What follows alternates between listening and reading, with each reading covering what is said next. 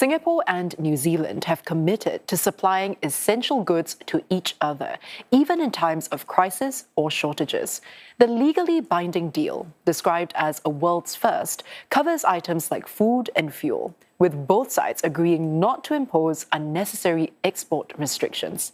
Singapore Prime Minister Lawrence Wong welcomes more countries to come on board and do the same.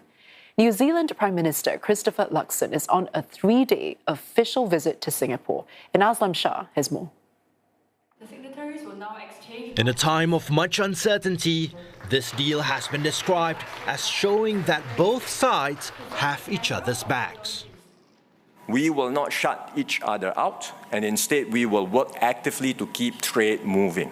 This matters because in difficult times, every country will be tempted to look inward.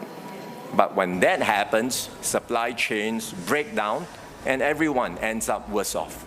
While we're small, are really important.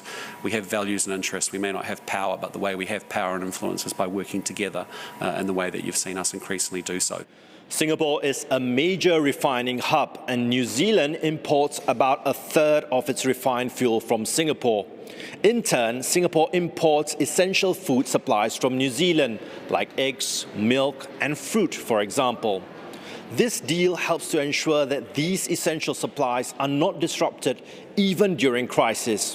While Singapore has explored similar arrangements with other countries, this is the first time it is signed, making the commitment formal on both sides. It is between us, but it's not exclusive. It's not meant to be exclusive. We welcome other countries to join us, and if they are able to meet the same standards, then it will start to expand a network of trusted partners who can provide similar assurances to one another. This trade deal is part of the broader, comprehensive strategic partnership. It follows recent agreements in the digital and green economies. Earlier, both Prime Ministers also delivered remarks at a leadership forum, which brings together business leaders from both sides. We cannot assume that markets will always function as before. We have to diversify, de-risk, and build resilience into our systems. Governments have to do so. I'm sure businesses have to do this too as part of your business continuity plans.